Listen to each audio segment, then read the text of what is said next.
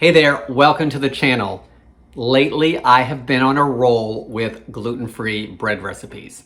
They've come out well, the recipes are easy to follow, they taste good, the texture's good, Tara likes them. So since we're on a roll, why don't we make some gluten-free Parker House rolls. Can I stay in my positivity with how my breads are coming out, or is this one gonna break me? I'm Jamie with SavorySaver. I share gluten-free recipes, tips, tricks, and resources to make your gluten-free lifestyle easier. So let's see if we can make gluten-free Parker House rolls. Legend has it that these Parker House rolls get their name from the Omni Parker House Hotel in Boston, and that an angry baker threw some unfinished rolls into the oven, and this is how they came out. Whether you believe that or not, the rolls are usually really good with gluten. So now we need to make them gluten-free and see how they come out. So this recipe comes from the website onlyglutenfreerecipes.com. And one thing to note about these rolls is that I'm using King Arthur measure for measure flour that already has a xanthan gum in it. And if you're familiar with that flour, usually they recommend not using the flour for bread recipes because of the ingredients in it. I have used it in a few recipes of my own, and so I've had some luck with it, and this recipe also uses it, so we're going to see how it comes out. I will link below to that if you want to look into getting that flour. That's the one I use the most right now. I'm also doing a couple things differently than I normally would, and I'm playing with the recipe just a little bit because that's typically how I am with recipes. So I've got 2 1/3 cup of the King Arthur measure for measure flour in here. To that, I'm going to add 1/4 cup of almond flour. The recipe calls for 1/4 cup of tapioca starch or arrowroot starch. I'm actually using arrowroot starch today because I have some and I don't use it as much as I probably should in recipes to get familiar with it more. So I'm going to use arrowroot starch, but you could also use tapioca. I'm also going to add 1 tablespoon of gluten-free baking powder. This, of course, is going to help with the rising of the bread as well as the yeast. I'm going to add 1 packet of rapid rise instant yeast, which is 2 1/4 teaspoon. I'm going to give it a quick whisk. Now I'm going to add 1 teaspoon of salt. I'm going to whisk it again. I just like to do it separately just because sometimes the yeast and the salt don't always play nice together. Sometimes the salt doesn't let the yeast rise like it should. All right, the recipe actually said to do this second. I did it first because I have to whisk the ingredients again and I don't want to dirty a second whisk. So let's put this aside just for a second. You are going to need your stand mixer for this recipe because we are using the dough hook. So if you don't get enough use out of your dough hook for your stand mixer, this is a recipe to try. So to the bowl of the stand mixer, I'm going to add 1 cup of warm milk. This is about 130 degrees. You want it between 120 to 130, and that's because that's the temperature that the yeast will activate. So I'm using whole milk. A lot of times I have 1% in the house, so I would use that if I had that, but this is whole milk today. I'm also going to add 2 eggs. They are room temperature eggs. I've got 3 tablespoons of melted butter, and I also need 2 tablespoons of honey. So I'm going to pour a little bit of butter in here. Dump that in early. And then 2 tablespoons of honey, and hopefully that butter will help that honey release, which it did a pretty good job. So why not take a little bit more butter? We'll dump the rest of that in there.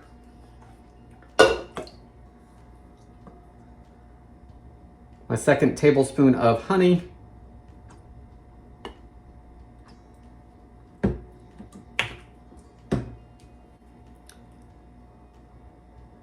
Looks pretty good.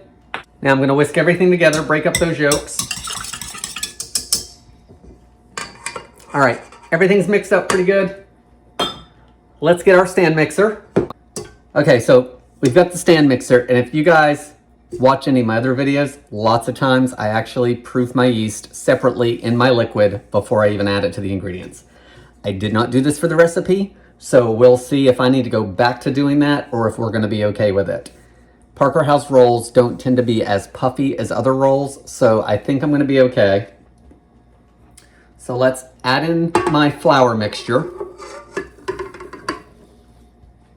I've got my dough hook attached. I've got a spatula ready, and you wanna mix this until the dough comes together, and it says the final dough will be sticky and soft and should pull away from the sides of the bowl. It does not tell me how long to mix it, which drives me crazy. So I'm gonna do 5 minutes, I think, and at about the 2-minute mark, maybe 2.5-minute mark, I'm gonna scrape the bowl if needed. So we're gonna start with 5 minutes and I'm gonna see what it looks like. Lots of bread recipes mix longer than that, so we'll see where we go. I'm gonna start it off slow and then I'm gonna bump it up to probably medium or higher.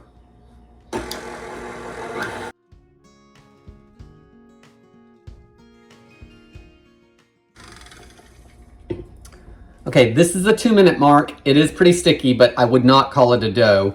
I'm gonna scrape my bowl because I have some dry flour, especially on the edges, and make sure you go to the bottom to get anything up from the bottom. All right, everything's scraped down into the bowl. The bottom of the bowl actually looked pretty good. So I'm gonna do it for another 3 minutes and we'll see what it looks like. I do not feel that it has pulled away from the sides of the bowl by any means. So let's do another 3 minutes and take a look at it. Okay, so 5 minutes total at this point, and I don't see any pulling away from the bowl, what I would consider pulling away from the bowl.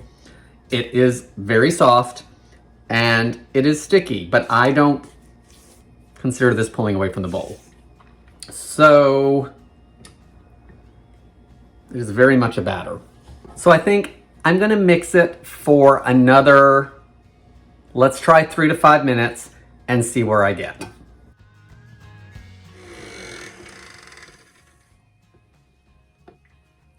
All right, so we are at the 10-minute mark. I do not even think this looks like a dough. It is definitely a batter consistency in my opinion. So I'm gonna clean off the dough hook 10 minutes. I don't think it's getting any different. And I'll show you guys what it looks like and then we'll move to the next step and see if it comes out. All right, so this is what it looks like. And as you can see, it's very much batter-like. I don't feel that it's a dough at all, but we're gonna let it sit for a few minutes, so hopefully that improves it. It's all been scraped down to the bottom of the bowl, so we're gonna cover this and let it rest for 20 minutes. Hopefully during that time, the yeast will begin to start activating itself. I mean, it's been mixing for 10 minutes at this point, but that yeast will start doing its thing. The starches in the flour will hopefully start tightening this up some. It is gonna be a sticky dough and I expected that in looking at the recipe, but I don't even call this a soft dough. So let's cover it for 20 and see what it does. So while our batter is resting, let's go over some items you're gonna need for the rest of this recipe. You're gonna need a floured surface, so I'm gonna use my silicone mat to help with the mess as well as everything not sticking. You're gonna need gluten-free flour because we are gonna heavily cover the surface of the mat as well as use some on the top of the dough. You're gonna need a 13x9 baking dish. I am gonna use metal today because I feel like I'm gonna get a better result because of the heat transfer in metal as opposed to glass. You're gonna need a 1/4 cup of butter that we are going to melt because we're gonna brush that on the bottom of the pan as well as over the top of the rolls. So you wanna have that ready. A bench scrape will be helpful, hopefully, in transferring the rolls over and shaping them. We'll see how that goes. The other thing you may need is a ruler. I'm gonna try to eyeball it with the measurements on here. And it does say that you are going to roll it, but with the way the batter looks right now, I'm not sure how that's gonna happen, so we'll see about that. Okay, it's been 20 minutes. Let's see if this looks any better than it did when I covered it. So I've got plastic wrap over it, and because of the warmth of the bread, it's foggy, so I can't get a good look at it. Okay, well, it's puffed up some, so that's a good sign. So I can tell you right now, I'm probably gonna have to edit out some curse words because it looks like it's gonna be a messy dough to work with. So let's keep moving forward and see how they come out. So I probably should have done this before I put my flour down on my board, but I'm gonna take a little bit of that 1/4 of a cup of melted butter and pour it into the pan. And then brush it around the pan. All right, that's coated. Now it says to let the dough slide out onto the board. So let's see what happens. Okay, it is sliding pretty well. I'm gonna take my scraper, or my spatula rather, and help it along because I wanna make sure I get all of it.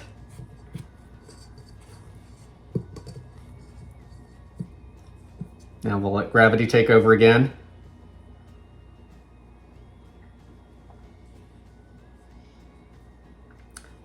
Not working well, so let's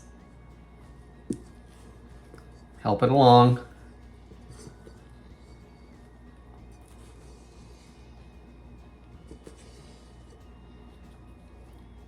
And that's about all the help I can give it without shifting. Okay, it's all on the board. It's super, super soft. I don't know how the heck I'm gonna work with this. So I'm gonna get in my gluten-free flour.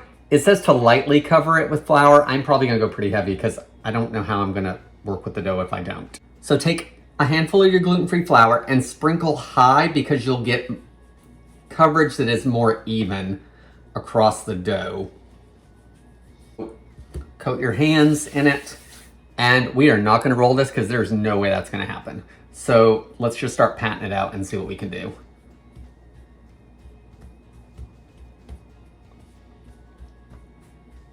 So the recipe says that we should actually cut the dough in half and work with half at a time. I'm not gonna do that. It is so soft that the more I move this, the more it's gonna be all over the place. So you really want it into 10 by 8 each section. And I am just gonna use my hands. I don't think I'm gonna try rolling it at all. And then as soon as you start to stick, go ahead and either you wanna coat in flour again, and I think I'm actually gonna have to wash my hands just to get the dough off, and I will probably sprinkle more on here. All right, so this is probably about 17 inches by 10. So it's not really what we're supposed to be doing, but I think it's as good as it's gonna get because it's just not easy to work with, and I keep sticking to it. So let's be done with the shaping of the dough at this point, and let's see how it goes the rest of the way. Okay, so I've cut it a long ways, about in the middle, because ultimately you really want like 2-inch wide rolls. However, the dough is so much of a pain to work with that I don't even know if I'm gonna get that. So let's brush off some of all this flour because it's not gonna make for good rolls because we're actually gonna butter this part. So I don't know how this is gonna come out. Now we're gonna take our butter and we wanna brush half of the roll. So I think what I'm gonna do is I'm gonna butter this part right here, which is closer to the cut in the middle because this is gonna fold over. So I'm gonna try to do this one first, hopefully be able to fold it, move the rolls, and then I'll move on to the next one. So I'll do the other half on the other one. You want some overhang. Let's brush this with butter. Now I'm gonna take it and fold it over using this. And you wanna try to go over a little bit. So actually go over the center line.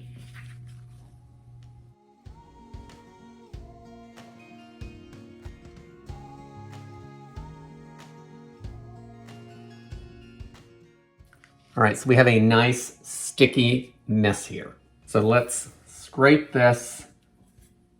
All right, now I'm gonna cut them and hopefully try to move them into the pan. They're supposed to be about 2 inches. Guys, I'm not even worried about that anymore. I just wanna get them to the pan. So I'm just gonna cut it every little bit, roll size, there.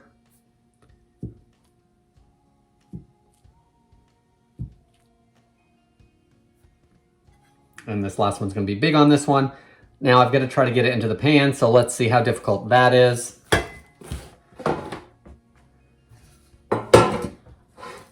Which I'm sure I need to take all of that off before I do anything.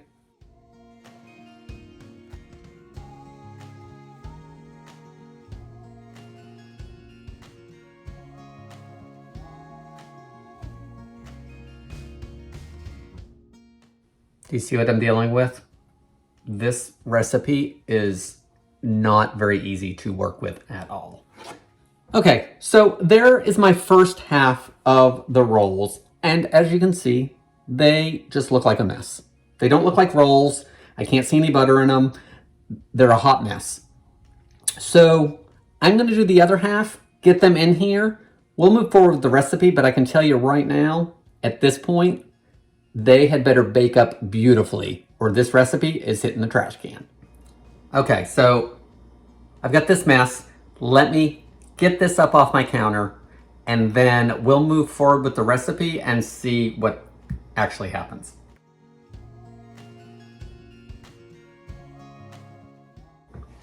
Okay, the bright side of this recipe, and probably the brightest part of the recipe so far, is that in using that silicone mat, I have a relatively clean counter and I was able to roll up the mat and put everything into the sink. Here are the rolls. I have not cursed yet, but I can tell you that right there, that's a lot of time into something that came out like that. Nothing against the person that wrote this recipe. I very well could be having a bad day, but I've followed the directions for the most part, other than measuring it out, but there was no dough consistency as far as I'm concerned. The next step for these is to let them rise for about 90 minutes. So the instructions say to loosely cover the pan with plastic wrap. So I'm actually gonna do it in the oven just like I do most of my other breads. I'm gonna cover it with a piece of plastic wrap. I had turned the oven on to my lowest setting for about a minute and then turned it off. I'm gonna cover these with plastic wrap and put them in there to rise. And I'm probably gonna go the 90 minutes just to see what happens. I have this melted butter. We're gonna brush it on just before we bake the rolls. So because I'm gonna do this for 90 minutes, I'm actually gonna take them out probably about 75 minutes into the rise time, because at that point I'm gonna preheat my oven to 400 degrees. So if you're still with me in this video, let's see what happens after the rise and getting these things baked.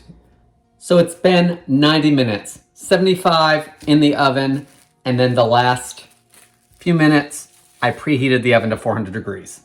As you can see, they rose up quite a bit. Not to the top, but I didn't think they would. So I do feel that they are still very much a batter consistency and that I wouldn't be able to pick them up if I wanted to. They obviously grew together, so their shapes are gonna be haphazard, but we're gonna bake them and see what happens. So I'm gonna lightly brush some of that butter across the top now before I put them in the oven. And you're gonna have to be really gentle with this, guys, because you're gonna deflate them if not.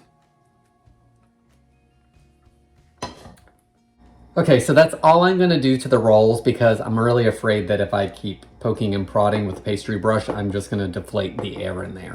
So I am gonna bake these for 20 to 22 minutes until the rolls are golden brown. At that point, I'm gonna brush the rest of that butter on them, and it does say you can sprinkle with a little bit of salt if you want. It also says that they are served warm, so we don't have to wait until these cool. So let's get these baked, get them buttered, and give them a try. So it's been 20 minutes. Let's get these out of the oven. Okay, I have a plate here. I am gonna butter them, and then we'll see what happens when I try to get them out. They are nice and golden. They are cooked by the feel of it. You know what? Let's just drizzle it and then I'll spread it around.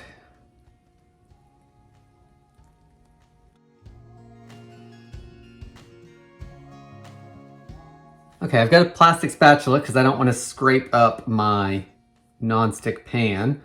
And let's take this one here.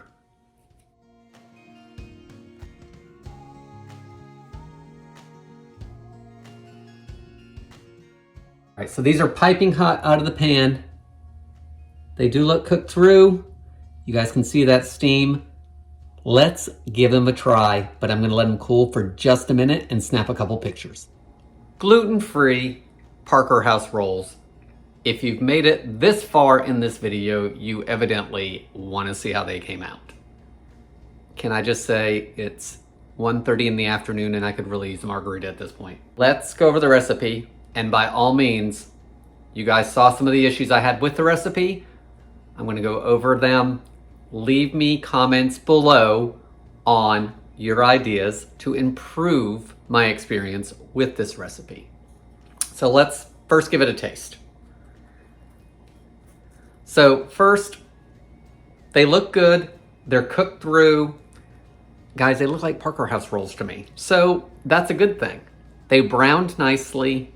They've got a nice crispy bottom. You know, the top is kind of that in between because we put butter on the top. Like, looks wise, they're pretty good looking. Let's give it a taste. So, texture wise, the texture's okay. They're airy. They have a bread-like texture, so I'm okay with that. Taste wise, they're mediocre. They're not my favorite. Part of it is the flour on the top that I didn't brush off that I probably should have. But overall, there's not a whole lot of flavor. There's not a whole lot of butteriness to it that I was hoping for. They're just not my favorite taste-wise. Let's go over the recipe itself. Now, I will say, this is all my opinion. This doesn't say anything about the recipe that the blogger did. I mean, if you go and look at the website, her pictures look great. It looks like it's a dough. Mine looked like a batter. So, you know, I actually pretty much followed the directions until we got to the shaping stage, which was just frustrating. So, it is what it is. I mean, not every recipe comes out. That's why I like to share them with you guys. And you guys know I like to make a recipe that I've never done before and show it to you guys just to see how easy it is or how difficult it is, like this one.